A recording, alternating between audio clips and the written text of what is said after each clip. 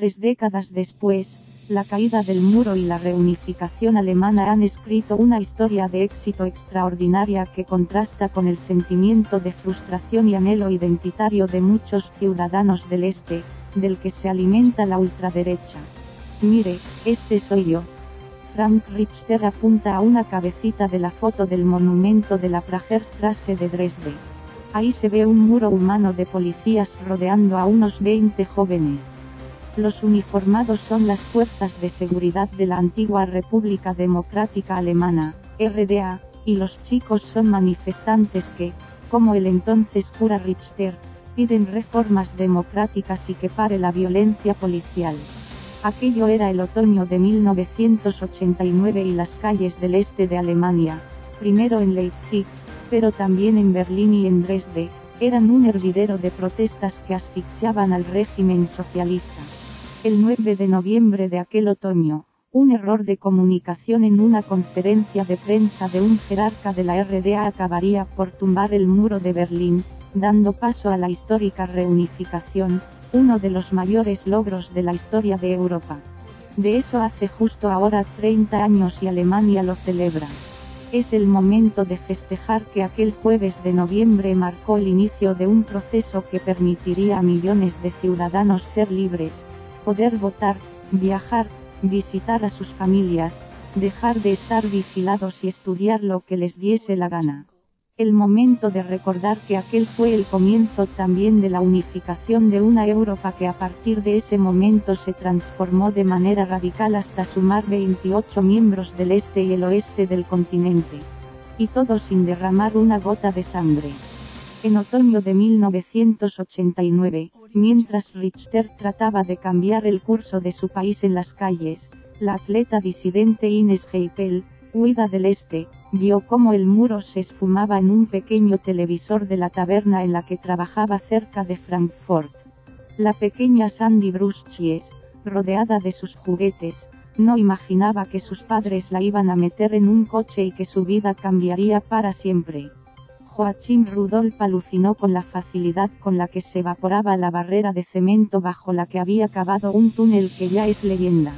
Y Joachim Blaer empezaba a darse cuenta de que después de la euforia vendrían también las preocupaciones en un mundo nuevo, en el que los transistores, como casi todo lo que fabricaban, dejarían de tener valor.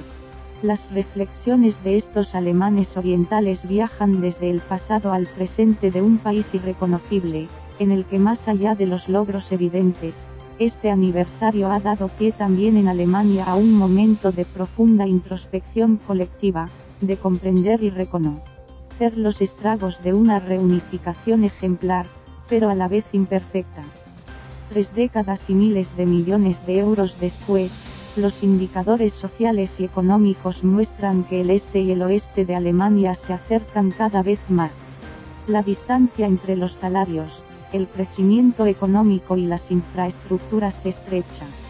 Pero a la vez, esas cuotas de bienestar no se corresponden con la frustración que anida entre buena parte de los habitantes de la antigua RDA, también entre los más jóvenes. 30 años después, el relato blanquinegro se va difuminando, dando paso a infinitos grises poblados por gente que aborrecía el sistema político de la RDA, pero que se niega a borrar décadas de su biografía y que le pone muchos peros a una reunificación en la que, entre los vencidos, la frustración muta en anhelo identitario. Y la lenta y difícil digestión resurge. La cuestión del este está por todas partes, en las librerías, en los periódicos, en las redes y también en la política. En parte, pero no solo, porque la extrema derecha alemana ha encontrado en la singularidad histórica del este un filón electoral. Se lamentan de la falta de reconocimiento y de la dignificación de unas vidas laborales, sociales y personales que, más allá del régimen político en el que se enmarcaban, saltaron por los aires de un día para otro. De personas que ocupaban su lugar en la sociedad y de repente pasaron a sentirse ciudadanos de segunda clase en una Alemania unificada. Menos capaces para el trabajo, con ropa pasada de moda, los tontos de la clase. Cuando, además, se suponía que todos tenían que sentirse felices y superliberados y, sobre todo, muy agradecidos. Lo reconocía la canciller, Angela Merkel, en octubre al conmemorar la reunificación. En el este y en el oeste, la gente está más satisfecha que en ningún otro momento desde la reunificación. Pero también sabemos que esa no es toda la verdad. Un sondeo reciente del gobierno indica que hasta el 57% de los encuestados dijeron sentirse ciudadanos de segunda clase respecto al oeste. Solo un 38% de los preguntados del este consideró la reunificación un éxito. Entre los menores de 40 esa cifra rondaba apenas el 20%. Esas sensaciones contrastan enormemente con los últimos datos del Comisionado del Gobierno para la Reunificación, que reflejan una historia de éxito con pocos matices. El PIB per cápita del este de Alemania ha crecido hasta el 75% en comparación con el del oeste, frente al 43% de 1990, según el informe anual del Ejecutivo. El desempleo nunca ha sido tan bajo, 6,8% frente al 4,8% en el oeste, y los salarios alcanzan ya el 84% de los de la Alemania occidental. El crecimiento del PIB el año pasado, con un 1,6%, fue incluso algo mayor que en el oeste, 1,4%, y cuando le preguntan a la gente en las encuestas, la gran mayoría dice que su vida ha mejorado significativamente. En euros corrientes estados del oeste 42.971, 30.226, 22.687, 32.108 estados del este 20.660, 9.701, 0.991, 2005, 2000. 18 en por ciento 18,7 14,8 estados del este 6,9, 9,98,1 4,8 estados del oeste 0.1995 2005 2018 Fuente, Oficina Federal de Estadística de Estados. Trending bot en euros corrientes estados del oeste 42.971 30.226 22.687 32.108 estados del este 20.660 9.701 0.991 2005. 2018 en por ciento 18,7 14,8 estados del este 6. 99,98,1 4,8 estados del oeste 0.994 2005 2018 a trending bot en por ciento en euros corrientes estados del oeste 42.971 18,7 14,8 30.226 estados del este 6,9 22.000 687 32.108 estados del este 9,98,1 20.664,8 estados del oeste 9.701 00.994 2005 2018 1991 2005 2018 Fuente, Oficina Federal de Estadística de Estados. Trending bot en por ciento en euros corrientes 18,7 estados del oeste 42.971 14,8 30.226 estados del este 6,9 22.687 32.108 estados del este 9,98,1 20.664,8 estados del oeste 9.000 701 00.994 2005 2018 1991 2005 2018 Fuente, Oficina Federal de Estadística de Estados. Trending bot reunificación es un eufemismo, piensa hoy Richter, entonces activista. Lo que en realidad hubo fue una adhesión. Nosotros queríamos democratizar la RDA y después negociar con el oeste. Pero fueron asimilados en el sistema jurídico de la Alemania occidental y ese es el problema que perdura hasta hoy, opina. Richter es ahora parlamentario socialdemócrata en Sajonia. En la Pragerstraße, donde se ve su cabecita en la foto, queda poco de lo que fue Trending Bot. En la esquina hay un McDonald's y más allá un doner kebab. Hoy llueve a mares en Dresde y el agua lava los nombres de los héroes de la RDA esculpidos en el suelo, también el de Richter. Entre el 4 y el 8 de octubre de 1989, la policía cargó contra los manifestantes en Dresde. En la protesta multitudinaria de la foto se eligió a una veintena de manifestantes para negociar con las autoridades. Aquel fue el famoso grupo opositor de los 20 fundado por Richter. En Leipzig llevaban semanas saliendo a la calle los lunes y en Berlín casi 1 millón de personas se concentró en la Alexanderplatz. En las protestas se pedía libertad para viajar, para votar, de prensa y de manifestación, además de la libertad de los presos políticos y la legalización del Nesforum, el movimiento político prodemocrático.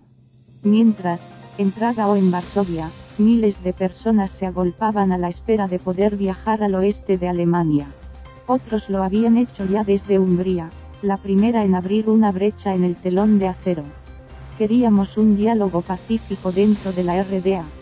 Cuando nos manifestábamos, no podíamos imaginar que el muro iba a caer. Era la frontera mejor protegida del mundo entero. Era inimaginable que un imperio con cientos de miles de soldados soviéticos protegiéndolo fuera a caer, recuerda Richter. Pero 4 semanas después de aquella protesta, cayó. El muro no cayó, el muro lo abrieron. La gente quería libertad para viajar. Ese era el gran tema. Estaban encerrados. Lo de la reunificación vino después, matiza Richter, activo políticamente desde la Iglesia en los últimos años de la RDA. En las asambleas ecuménicas se discutía de derechos humanos, medio ambiente, militarización.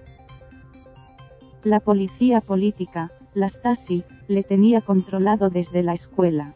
2 profesores escribieron en su acta que iba a la iglesia y que veía la televisión del oeste. Richter no puede cursar estudios pedagógicos, escribieron. Su sueño de ser maestro se esfumó y decidió estudiar teología.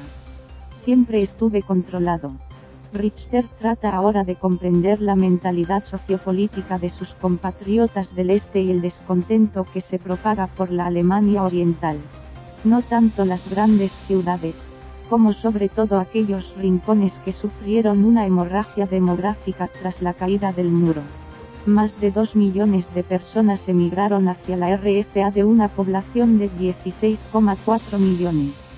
La explicación es cuantitativa, pero sobre todo cualitativa. Se fueron los más jóvenes, los más capaces. El campo y las periferias perdieron vida y con el tiempo servicios y recursos.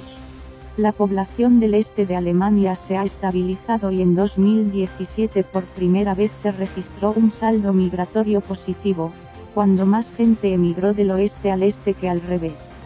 Pero el este de Alemania sigue envejeciendo a mayor ritmo. Richter trata de descifrar el alma del este alemán y no duda de que más allá de cifras, resulta crucial tener en cuenta el anhelo de una identidad que, por muy asociada que estuviera a la dictadura, fue suplantada de un plumazo por otra, la de los vencedores. Aquí, en el este, la fachada tiene buen aspecto. El problema es en el terreno de lo humano. La política quiere racionalizar, pero aquí hay muchas emociones. La RDA fue el único país del Imperio Soviético que se entregó voluntariamente. Polonia, Hungría todas recuperaron su identidad nacional. Aquí se perdió la soberanía y eso ha generado problemas. Ahora hay una nueva identidad, forjada a través de la experiencia de ser dominados por la República Federal y esta viene marcada por una victimización que se ha ido heredando, sostiene el autor de ¿Pertenece Sajonia todavía a Alemania? El libro en el que Richter bucea en las causas del descontento. Y esa identidad de la victimización es la que explota con maestría una extrema derecha que, a su vez, se siente víctima de un escenario político en el que está marginada. Poco importa que los líderes de AfD, Alternativa para Alemania, provengan del oeste Trending Bot ni que el partido naciera contra la política monetaria europea, al margen de cualquier reivindicación del este de Alemania. AfD ha descubierto que puede responder a las angustias de los alemanes orientales con nacionalismo y autoritarismo xenófobo. Allí, les dice a sus habitantes, está la verdadera Alemania, frente a la multiculturalidad del oeste. Igual que se rebelaron en 1989, deben hacerlo ahora votándoles a ellos.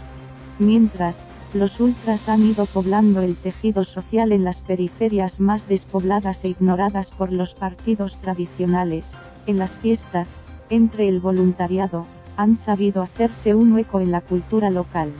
Mientras Richter batallaba para cambiar el sistema desde dentro, Joachim Rudolph hacía años que había decidido que la única opción era huir de la RDA, sortear físicamente el muro que cegaba el horizonte de su vida. Para poder empezar a hablar, Rudolph saca el atlas y lo abre sobre la mesa de comedor en su casa de Berlín, en el oeste de la ciudad. Su vida, como la de tantos hombres y mujeres de este rincón de Europa, transcurre a un lado y otro de fronteras movedizas y en su caso, además, partida por un muro del que se burló con un túnel y en el que encontró el amor. No nos podíamos imaginar que iban a cerrar una ciudad como Berlín. Compartíamos el agua, los tranvías. Joachim Rudolph, el hombre del túnel edad, 81 años en octubre de 1961 escapó de Berlín Este. Ya en el oeste, construyó un pequeño túnel por debajo del muro que permitió escapar a otras 29 personas. La primera de ellas fue Eveline, quien después se convertiría en su esposa. Rudolph nació en Silesia, un pedazo de territorio que hoy pertenece a Polonia. En 1945 su familia huyó de los rusos con lo puesto. Tenían una tía con familia en Berlín y echaron a andar. Así llegaron a Prenzlauer Berg, un barrio en el este de Berlín, hoy epicentro de la gentrificación y plagado de jóvenes estadounidenses fascinados por el Kohl berlinés. Llegaron exhaustos a un edificio bombardeado, con la abuela herida, sin ropa ni calefacción. Su hermana logró un trabajo en una tienda para oficiales rusos, donde había salami y café. La familia lo troceaba minuciosamente y lo vendían a los vecinos. Así comenzó a reflotar la economía familiar.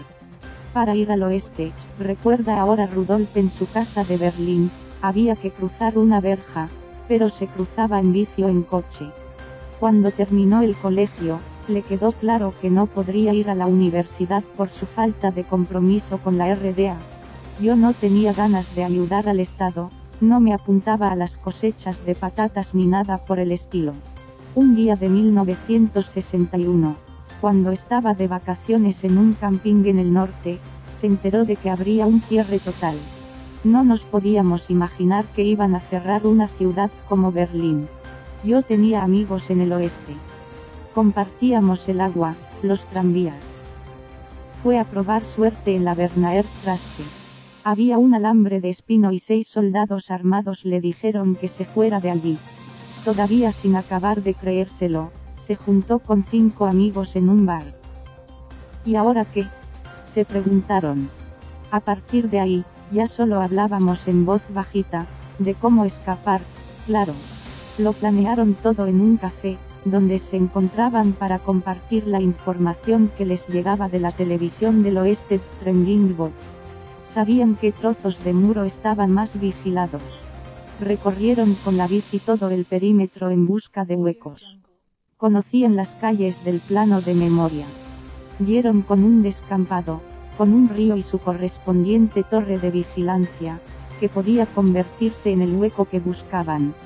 El 9 de septiembre de 1961 se presentaron allí a las 3 de la mañana.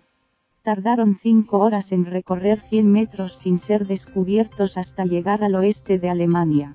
No tenían ni idea de dónde estaban en medio de la noche. Por fin, llegaron a una casa iluminada y un joven les dijo, «Enhorabuena, lo habéis conseguido.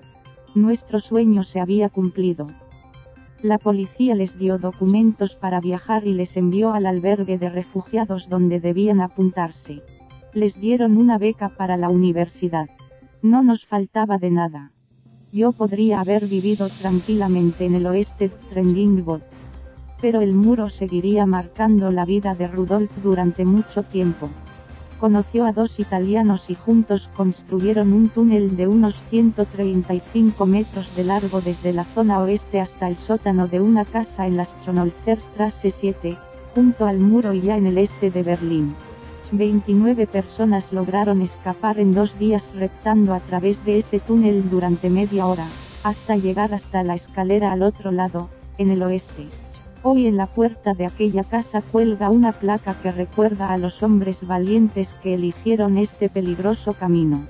Allí se lee que en esta zona de la Bernauerstraße se construyeron 12 túneles, pero solo 3 fueron exitosos, debido a las continuas delaciones. Al menos 140 personas murieron entre 1961 y 1989 tratando de cruzar el muro por causas relacionadas con el sistema de fronteras de la RDA, según los datos oficiales del Memorial del Muro de Berlín. La amabilidad del portal, totalmente rehabilitado, con un carrito de bicicleta para niños y flores pintadas en el techo en tonos pastel, es solo un recuerdo más del cambio radical que ha sufrido esta ciudad y este país en apenas 30 años. Escapar no era una decisión fácil. Había que dejar atrás tu casa, tu familia, tu trabajo, todo. Pero no podíamos imaginarnos que íbamos a pasar el resto de nuestra vida en ese régimen autoritario. Rudolf tenía sed de mundo y lo recorrió a conciencia, en furgoneta. China, Mongolia, África. Vivió en Nigeria unos años y después volvió a Berlín. Cuando cayó el muro corrió a ver a su familia. Su casa en el oeste de Berlín está llena de máscaras y de recuerdos de viajes por un mundo que nunca quiso perderse. En toda mi vida, jamás pensé que el muro fuera a caer, dice ahora. Eveline, su mujer, sube hasta el 5º piso en el que vive encargada con la compra. Fue la primera refugiada del túnel que él ayudó a construir y allí fue donde se conocieron. Junto a la puerta del baño de la casa cuelga una placa esmaltada con un número impreso en negro, el 7. La misma placa que todavía hoy falta en la Schönolzerstraße. La revisión, la reconstrucción de lo que fueron aquellos años es tal vez particularmente difícil para aquellos a los que les tocó estar del otro lado. Nosotros éramos los que defendíamos la dictadura a la fuerza, se presenta Joachim Blair, en su casa en un pueblo cerca de Berlín. A Blair le tocó defender el muro con un arma en la mano, en la temida frontera entre el este y el oeste. Primero le enviaron a entrenar a la frontera con Checoslovaquia. Después, a Blankenstein, en Turingia, en la frontera sur de la RDA. La instrucción era impedir que nadie cruzara al oeste por todos los medios. Los que querían cruzar eran enemigos de la RDA, nos decían. Quienes tuvieran una idea distinta del Estado eran enemigos. Él había tenido problemas en el hombro y pensó que se libraría del reclutamiento, pero no fue así. Era una obligación. Yo no tenía ningunas ganas, pero me daba miedo negarme. Podía quedarme sin casa u otras represalias. Allí pasé un año haciendo turnos de entre 8 y 12 horas, con una ametralladora y 60 balas. La presión era enorme en la frontera. Allí nadie quería disparar. Si alguien se acercaba, había que ordenarles que pararan y si no lo hacían, disparar al aire. Si aún así no paraban, había que tirar a las piernas. Me daba mucho miedo, yo sabía que era gente que no había hecho nada. En los entrenamientos, Blair se preocupó de fallar consistentemente, para que luego no le acusaran de mala puntería cuando le tocara disparar contra un civil. Blair saca las fotos de aquella frontera que guarda como oro en paño. Se ve el campo, el muro y una torre de vigilancia. Cuenta que 2 tipos la consiguieron cruzar embistiendo una furgoneta cargada de cemento contra una de las puertas del muro. Hace 5 años, en un evento conmemorativo, Blair se los encontró. La relación de Blair con el régimen no era especialmente conflictiva en aquellos años. Él era un tipo austero, al que no le importaba que en el supermercado no hubiera variedad ni no tener un buen coche. Las condiciones materiales eran buenas. Para mí, el gran problema era no poder viajar ni leer lo que quisiera. Ahora no viajo mucho, pero sé que puedo hacerlo si quiero. Esa es la gran diferencia. Y sé que puedo expresar mi opinión como me dé la gana.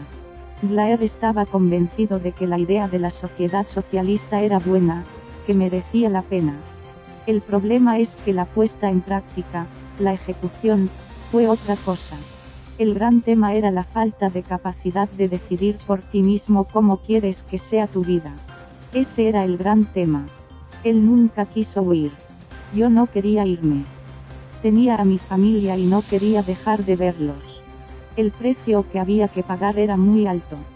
Como para otros alemanes orientales, el gran punto de inflexión no fue la caída del muro, sino las manifestaciones previas. Ahí fue cuando me di cuenta de que ya no había miedo al Estado. En ese clima efervescente, Blair fue con su mujer en octubre de 1989 al Volksbühne, el maravilloso teatro berlinés del Este. Cuando acabó la obra, se leyó un manifiesto en el que pedían libertad de expresión para los artistas.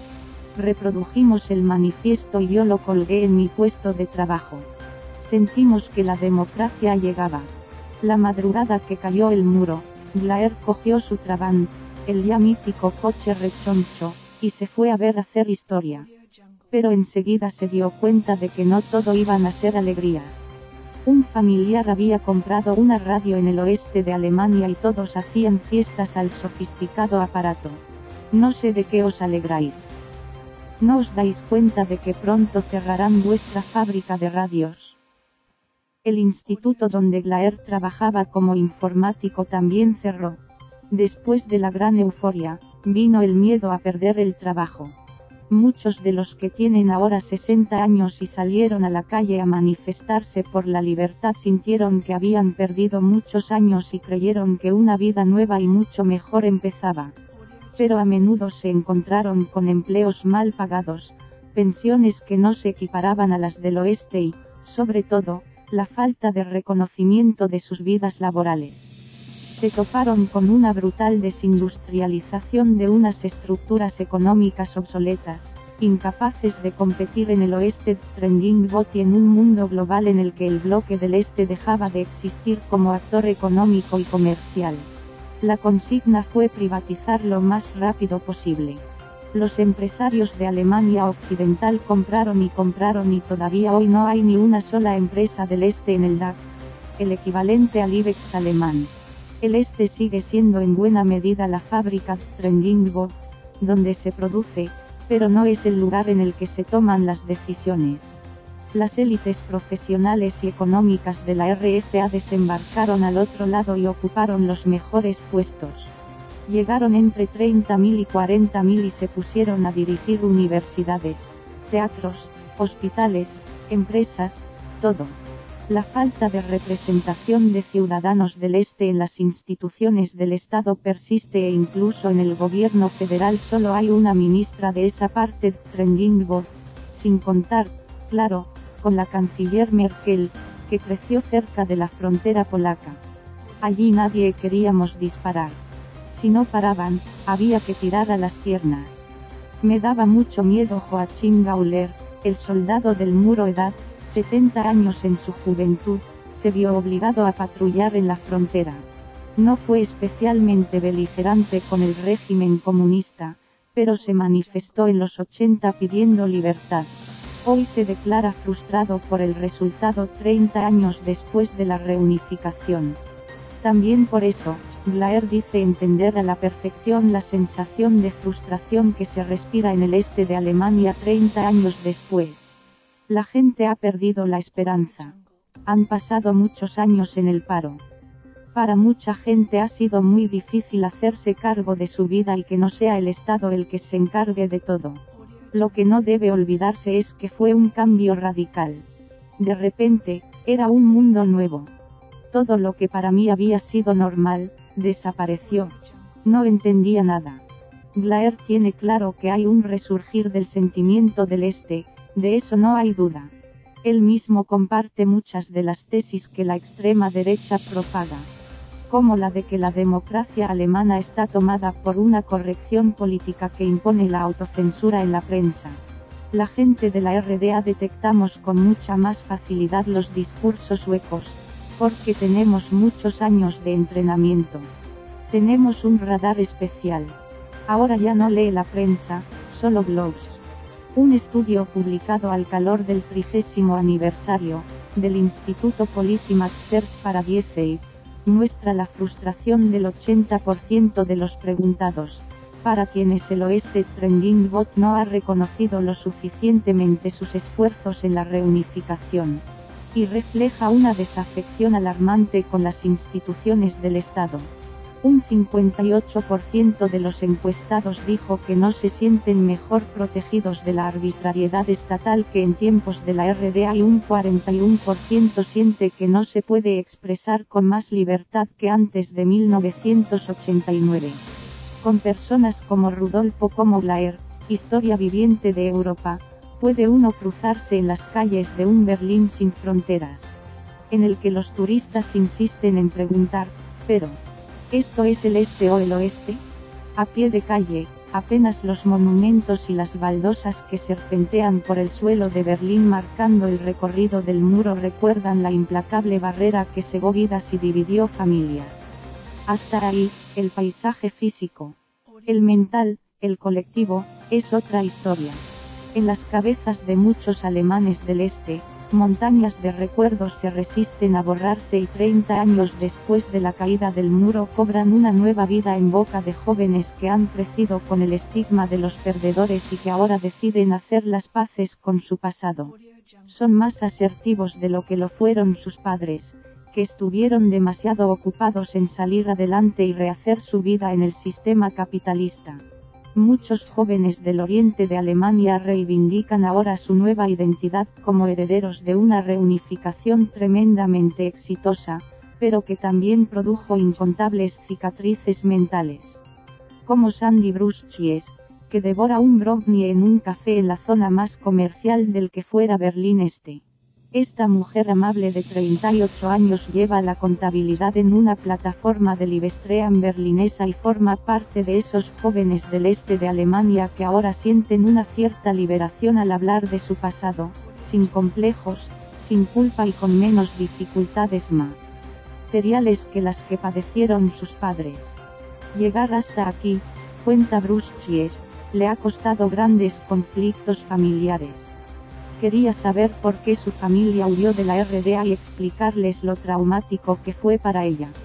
Quería hablar de eso de lo que durante décadas no se habló en su casa y ahora emerge en los periódicos, en podcasts o en grupos de Facebook, donde la tercera generación de la RDA se junta en foros para compartir el pasado. Este es el momento que he estado esperando toda mi vida adulta, poder hablar de mis años en la RDA sin que nadie se ría ni me insulte. A veces tengo la sensación de que he vivido dos vidas distintas.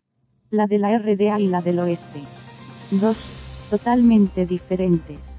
En su familia, Bruschies logró romper un silencio que mantenía los labios apretados durante décadas. De repente empezamos a hablar de lo que echábamos de menos, de nuestro pasado, lloramos juntos, todas las lágrimas contenidas desde que cayó el muro. Ella creció en una granja en Sajonia-Anhalt, un estado del este de Alemania, donde su familia criaba vacas, cerdos y gallinas. Era una familia tradicional, sujeta como el resto a la vigilancia y falta de libertades del régimen de la RDA. Sabíamos que escuchaban nuestro teléfono, que leían las cartas, era algo que se sabía, pero que no se decía. Mis padres tenían 27 y 29 años y querían ver algo distinto. El 4 de noviembre, de 1989, 5 días antes de que el muro pasara a la historia, un amigo de la familia Bruschies les recogió en un Trabi. Se suponía que íbamos al cumpleaños de mi abuelo y acabamos en la República Checa. Recuerdo las filas de coches en la frontera. Desde allí viajaron a Baviera, entonces Alemania Occidental. Nadie nos explicó que nos íbamos a quedar allí. Tenía miedo de no volver a ver mis abuelos, de no recuperar mis juguetes. Estuve semanas enferma. El primer día de colegio ya empezó la humillación que cuenta Bruce, que ha sido una constante en la vida de muchísimos jóvenes del este de Alemania, a menudo blanco de las burlas. Ellos eran los tontos, los catetos, los ossis, orientales. El primer día de clase la profesora la sacó a la pizarra para resolver un problema de matemáticas que no supo hacer. Obviamente, a la maestra no le gustaba la gente del este. Sus padres, como el resto de los de su generación, tenían sus propios problemas con los que lidiar. Por primera vez en sus vidas les carcomía la angustia de si iban a llegar a fin de mes y podrían dar de comer a los niños. Nuestros padres nos decían que no podíamos protestar, que por ser del este Trending Bot teníamos que ser especialmente buenos y simpáticos. No podíamos permitirnos ser vagos o estúpidos, no fuera a ser que cumpliéramos con el cliché. He tenido que escuchar tantas barbaridades contra la gente del este, que si veníamos a quitarles el trabajo eso me fue cambiando y el enfado se fue acumulando. Yo no me siento diferente, pero me han hecho sentir diferente. Desde el principio, te ponen el sello de Ossi. Del este. Empezamos a hablar de nuestro pasado. Lloramos juntos todas las lágrimas contenidas desde que cayó el muro. Sandy Brunchies, la nueva generación, edad, 38 años, nacida en el este, creció en el oeste, un entorno hostil en el que la hicieron sentir menos capaz y le llamaban Ossi apóstrofe, un mote para los vecinos recién llegados que significa algo así como llorones y catetos. Ahora por fin es capaz de hablar de ello para superarlo. Cuando cayó el muro, la familia no pudo volver a una granja que no era de su propiedad. Su padre encontró trabajo como albañil y su madre en un invernadero. Pero volvían al este en todas las fiestas y las vacaciones. Mis padres no esperaban que su vida fuera a ser tan difícil en el oeste, que su formación no fuera a ser reconocida. Mis abuelos ya habían tenido que cambiar de sistema una vez tras la Segunda Guerra Mundial y ahora otra vez. Son muchos cambios. La digitalización, los refugiados y la gente tiene miedo a los cambios tan rápidos. Hay gente que simplemente no lo ha conseguido. Somos 3 generaciones, pero cada uno hemos vivido el mismo fenómeno de manera diferente. Bruce aprendió a reprimir su acento y cuando alguien se enteraba de dónde venía le decían como si fuera un halago. ¿De verdad eres Ossi? No lo pareces. En 30 años no ha habido nunca una aceptación plena, afirma. Esta joven vivió una época en Nueva York. Y allí fue simplemente alemana, ni del este ni del oeste, Trending Bot, lo que siempre había deseado. Ahora se junta con gente que ha conocido en internet y se cuentan sus historias de entonces, de su adolescencia. Son sesiones catárticas. Hay que hablar, hay que abrir de par en par las ventanas. Le toca a mi generación. Tenemos buenas condiciones de vida, tenemos internet y terapeutas. Es nuestra responsabilidad hacerlo ahora. Mi generación ha explotado. Ahora, cuando hablas del este te escuchan. Ahora siento una paz enorme. Las palabras y el tono de Bruce recuerdan mucho al de Sonnenkinder, el libro con el que la escritora Hannah Ensel destapó en 2002 la caja de los truenos en Alemania. Tuvo un enorme éxito, porque cuenta la infancia y juventud de la autora en la RDA y la sensación de pérdida y de vacío tras la reunificación. El muro cayó, la RDA fue fagocitada por el oeste y mi infancia desapareció. A veces me siento como si mi pasado estuviera encerrado en un museo, escribe Ensel. Éramos los hijos de los perdedores de la historia, de los que se burlaban los vencedores por proletarios, gente que acarreaba una reputación de conformistas con el totalitarismo y de vagos, cuenta en su libro. Las encuestas demuestran con claridad cómo esa identidad heredada del este no se desvanece y engorda al margen de los logros económicos. Un reciente sondeo del Instituto Allensbach indicaba, por ejemplo, que mientras en el oeste de Alemania un 19% de los encuestados entre 15 y 24 años consideraba su futuro económico poco favorable, en el este Trending Bot la cifra sube hasta el 42%.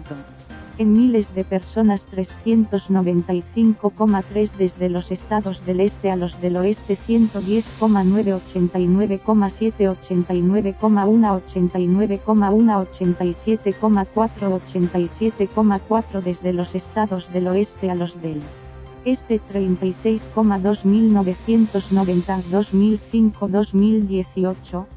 Fuente, Oficina Federal de Estadística de Alemania. Trending-Bot en miles de personas 395,3 desde los estados del este a los del oeste 110,9 89,7 89,1 87,4 89,1 87,4 36,2 desde los estados del oeste a los del este 1990 2005 2018. Fuente, Oficina Federal de Estadística de Alemania. Trending-Bot en miles de personas 395,3 desde los estados del este a los del oeste 110,9 89,7 87,4 89,1 89,1 36,2 desde los estados del oeste a los del este 1990 2005 2018. Fuente, Oficina Federal de Estadística de Alemania. Trending-Bot en miles de personas 395,3 desde los estados del este a los del oeste 110,9 89,7 87,4 89,1 89,1 36,2 desde los estados del oeste a los del este 1990 2005 2018. Fuente, Oficina Federal de Estadística de Alemania. Trending-Bot. Los resultados de las últimas elecciones regionales en el este de Alemania son también muy reveladores.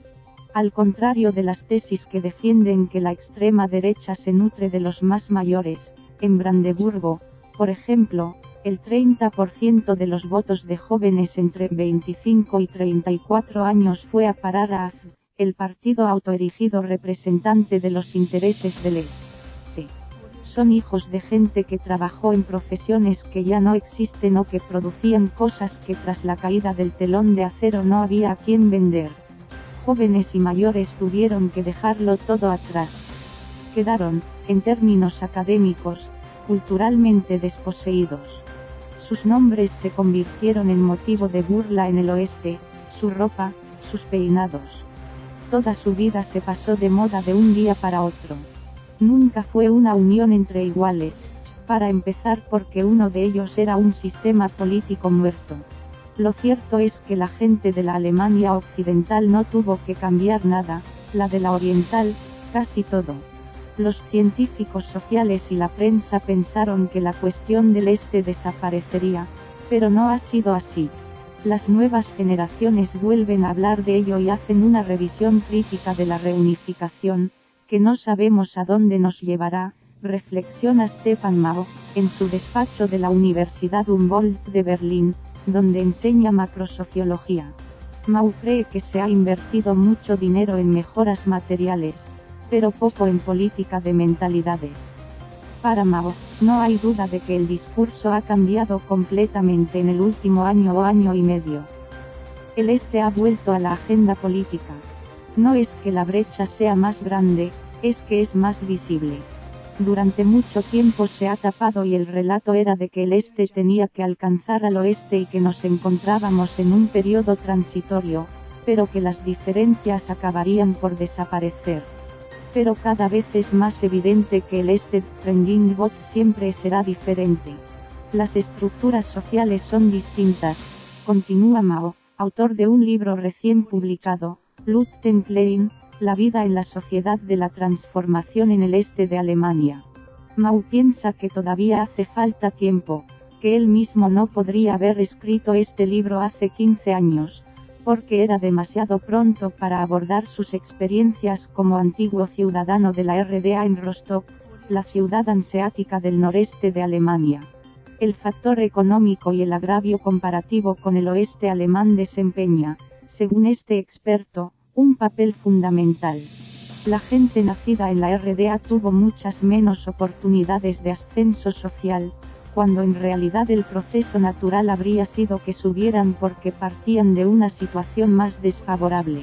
En términos relativos han perdido y eso ha generado una legión de desclasados y decepcionados.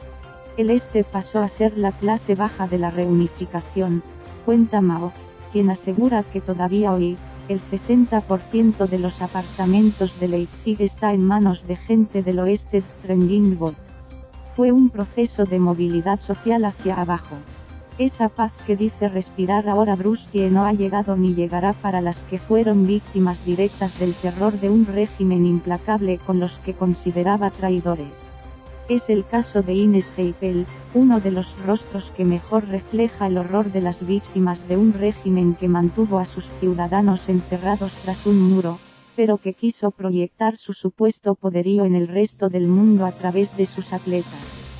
Heipel batió en 1984 el récord mundial en la prueba de 4 por 100 metros relevos y se ha convertido en el rostro de la lucha contra el dopaje masivo que quebró los cuerpos de jóvenes promesas de la RDA. Cuenta Heipel que se hizo corredora porque pensó que si corría muy deprisa podría ver Roma o incluso París. Si corres rápido o si saltas hasta muy lejos, puedes ver el mundo, pensó. El atletismo iba a ser el pasaporte que le permitiría traspasar el muro de hormigón. Lo que nunca imaginó es que iba a venir desde los 17 años acompañado de un veneno en forma de pastillas que la harían correr más que los demás.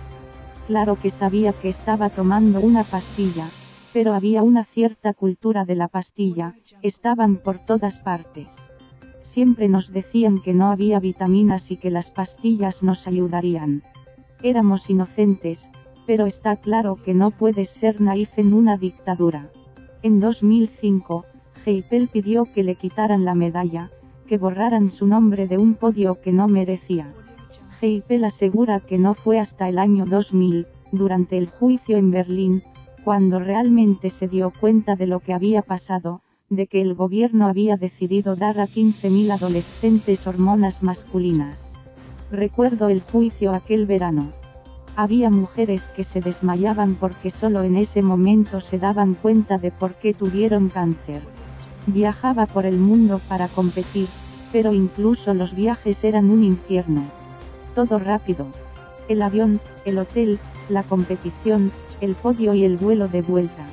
Igual en el autobús en Roma veías el Coliseo al pasar, pero eran como instantes de postal. Cada vez te hacías más adicta a ver mundo, porque en realidad no veías nada.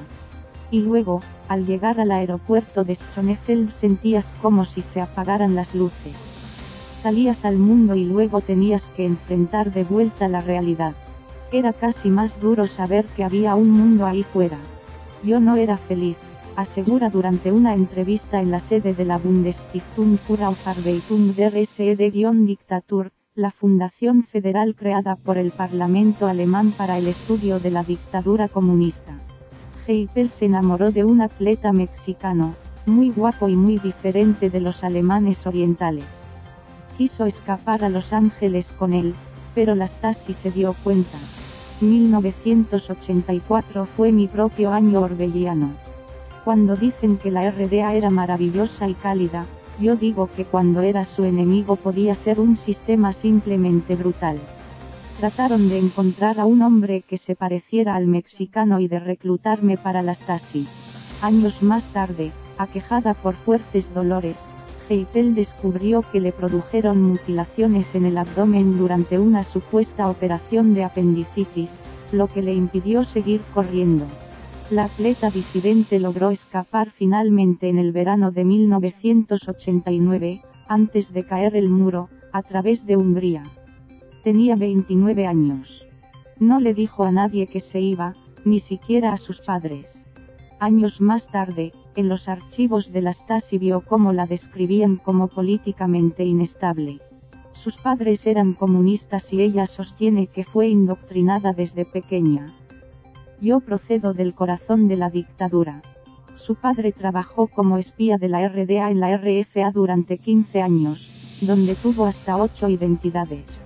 Años más tarde, por los archivos, que vio por primera vez en 1993, supo que su padre sabía que quería huir. En una familia de las Stasi no hay relaciones. En los archivos vio cómo su padre señalaba objetivos, cómo investigó a una familia que en los 70 hizo una escapada espectacular con un globo. Pienso en la gente que logró escapar y luego en mi padre, que iba al oeste a perseguirles e incluso a matarles. Es terrible. Cuenta que en su casa había a menudo un silencio aterrador. Sus abuelos habían sido nazis, pero de eso tampoco se hablaba. En esta generación de niños del muro hubo mucho dolor que no ha sido reconocido por la sociedad. Si ibas al psicólogo, no le podías contar tus penas, porque igual era un tipo de la Stasi. El este está traumatizado.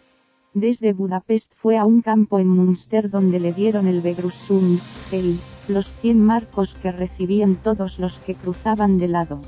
No tenía amigos ni familiares en la RFA. Cogió el tren y se bajó en Frankfurt. Al salir y ver los rascacielos, me mareé con tanto reflejo y viajé hasta la siguiente ciudad, Darmstadt. Allí entré en un hotel pequeño donde tenía una cama, una silla y una palangana. No llevaba nada encima. Libros, ropa, nada, pero nunca me había sentido tan libre.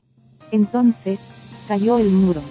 Aquí, mi jefe, turco, me dijo, están pasando muchas cosas.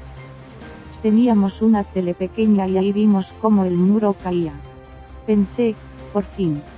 Pero incluso Heipel, que no comulga con los esfuerzos revisionistas, la tercera generación cuenta ahora un cuento de hadas de la RDA, es absurdo y que dedica su vida y sus libros a reconstruir el rostro más brutal del régimen, cree que para entender la actual desafección y frustración en el este hay que mirar también al oeste.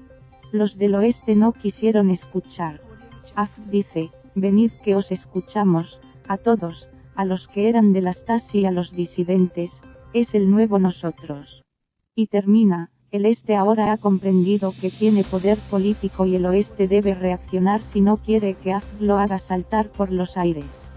Créditos, texto, Ana Carvajosa Coordinación, J.A. Unión Diseño y Formato, Ruth Benito y Fernando Hernández Frontend, Belén Polo Infografía, Yolanda Clemente Archivo Fotográfico, Anabel Serrano y Gema García.